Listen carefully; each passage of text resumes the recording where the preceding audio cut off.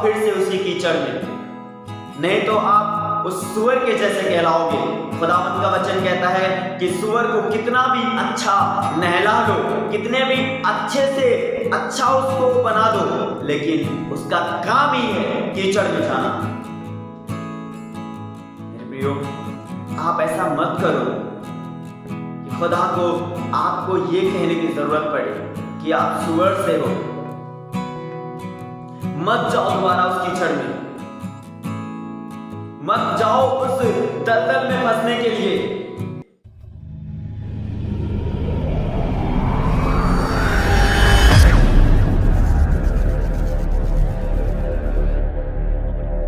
जय मसीह की।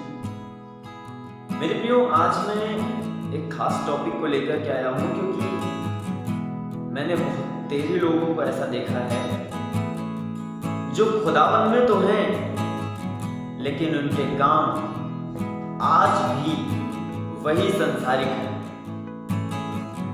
मेरे प्रियो, परमेश्वर का वचन हमें बताता है, रोमियो की किताब 12 अध्याय उसकी दूसरी आयत जब हम पढ़ते हैं तो यहाँ लिखा है, इस संसार के सदृश ना बनो, परंतु तुम्हारे मन के नए हो जाने से तुम्हारा चाल चलन भी बदलता जाए। मेरे प्रियो, परमेश्वर यहाँ पर कह रहा है कि इस संसार के सदृश ना बनो। परमेश्वर क्या बताना चाह रहा है यहाँ पर? परमेश्वर क्या सिखाना चाह रहा है यहाँ पर? ये खुदा का दास है जो परमेश्वर की बात को बता रहा है। वो कह रहा है संसार के सदृश ना बनो। मेरे प्रियो, मुझे और आपको ध्यान देने की जरूरत है कि खुदा ने मुझे जिस कीचड़ से, खुदा ने मुझे जिस दलदल से निकाला था, क्या आज मैं फिर उसी में फंसने जा रहा हूं? मेरे प्रियो, हम सब जानते हैं कि खुदा ने मुझे कहां से निकाला था। मेरे प्रियो, आपको मालूम है जब आप बीमारी में पड़े थे, जब आपका कोई सहायक नहीं था, जब ऐसा लग रहा था कि मेरा कोई सहायक नहीं है, जब ऐसा लग रहा था मैं कुछ भी नहीं हूं और मेरा जीवन समाप्त होने पर है, तो जब ऐसा लग रहा था कि मेरे अपने मेरा साथ नहीं दे रहे थे, तो आपको पता है कि खुदावंद ने आपका हाथ थामा। आप क्या जानते हैं कि क्या आपने खुदा को चुन लिया है? बिल्कुल भी नहीं। आप क्या जानते हैं क्या आपने खुदा को चुना है? बिल्कुल भी नहीं। खुदावंद का वचन कहता है, जब हम पढ़ते हैं यूहन्ना की किताब उसका 15 अध्याय उसकी 16वीं आयत, तो वहां पर लिखा है, तुमने मुझे नहीं चुना परंतु मैंने तुम्हें चुना और ठहराया। मेरे प्रियो, खुदा ने तुम्हें चुना और ठहराया है। अगर आप ये सोचते हो कि मैंने खुदा को चुना है, मैं जो मर्जी वो करूं, तो आप धोखे में हो और अंधकार की ओर बढ़ते हुए जा रहे हो। मेरे प्रियो, आज भी ये समय है मेरे और आपके पास कि हम सब अपने आप को तैयार करें, हम सब अपना मन फिराएं संसार की ओर से, क्योंकि आपको पता है यूहन्ना जो आया था खुदावंद यीशु मसीह से पहले इस बात को बताने के लिए, उसने यही कहा कि मन फिराओ, मन फिराओ। मेरे प्रियो, अगर हम खुदा में हैं और हम यीशु मसीह पर विश्वास करते हैं, लेकिन अगर हमने मन नहीं फिराया तो हमारा जीवन व्यर्थ है। अगर हम आज भी वही संसारिक कामों को कर रहे हैं, अगर आज भी हम वही कामों को कर रहे हैं जो पुराने टाइम में करते हुए आ रहे थे, अगर आज भी हम उन कामों को छोड़ नहीं पा रहे हैं, मेरे प्रियो, आप ये सोच रहे हैं कि मैं तो ये वाला काम बचपन से करता हुआ आ रहा हूं या फिर बहुत लंबे टाइम से करता हुआ आ रहा हूं, तो मैं इस काम को कैसे छोड़ दूं? मेरे प्रियो, जब आप अनजान थे, जब आपको मालूम नहीं था कि ये गलत है, तब तो माफी है। परमेश्वर का वचन कहता है जब आपको पता नहीं था कि ये गलत है, तब आपने किया, तब तो माफी हो सकती है। लेकिन आपको मालूम है कि ये गलत है, मुझे ऐसा नहीं करना चाहिए, फिर भी आप कर रहे हैं। ये तो बस खुदा का अनुग्रह है कि वो आप पर खुदा अनुग्रह कर सकता है, बस, नहीं तो माफी नहीं है। अगर खुदा दया करना चाहेगा तो करेगा। परमेश्वर जो है ना, वो बहुत ज्यादा घृणा करता है मूर्ति पूजा से। बहुत ज्यादा। उसे नफरत है इस बात से,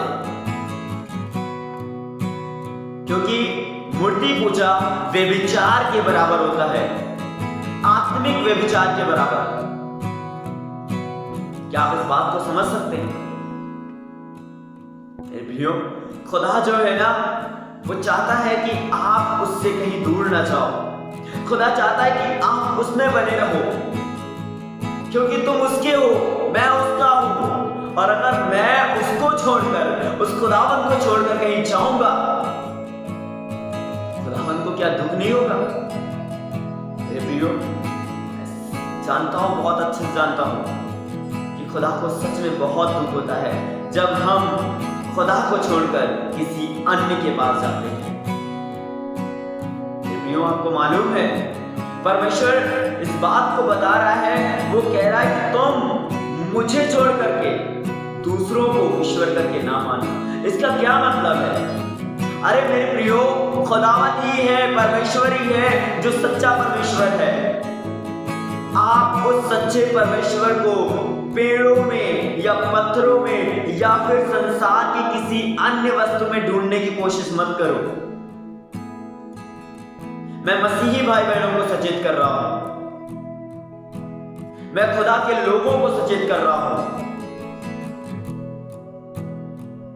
खुदा ने मना किया है, उसने कहा कि ना तो तुम आकाश के किसी भी वस्तु की उपासना करना और ना ही उसको दंडवत करना और ना ही इस पृथ्वी किसी भी चीज को। खुदा ने मना किया है मेरे प्रियो। लेकिन अगर आज हम ये जानते हुए भी कि खुदा ने मुझे मना किया है और हम फिर भी ये काम कर रहे हैं, मेरे प्रियो, आप पाप की ओर, आप फिर से शैतान की ओर बढ़ते हुए जा रहे हो, जिसका परिणाम आपको पता है, जिसका परिणाम सिर्फ और सिर्फ मृत्यु है। खुदावंत का वचन कहता है कि पाप की मजदूरी मृत्यु है। अगर आप खुदा के हुक्म को तोड़ रहे हो, अगर आप खुदा की बातों को नकार रहे हो, तो मृत्यु निश्चय है। मेरे प्रियो, आप इस बात को आज समझो, पाप की मजदूरी मृत्यु है।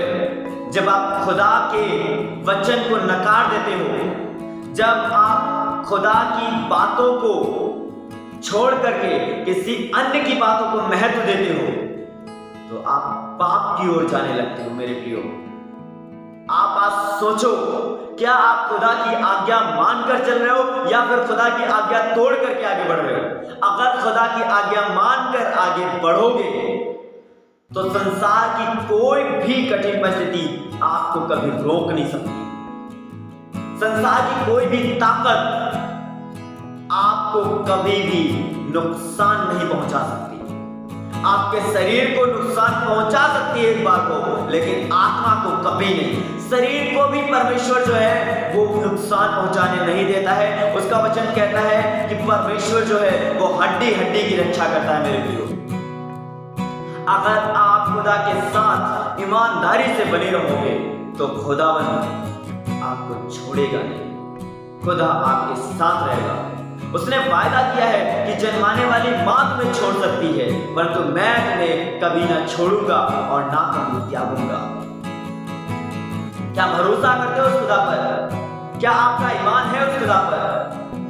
अगर है तो मैं आज आपसे कहना चाहता हूं कि आज आप संसार की ओर से अपना मन फिरा लो।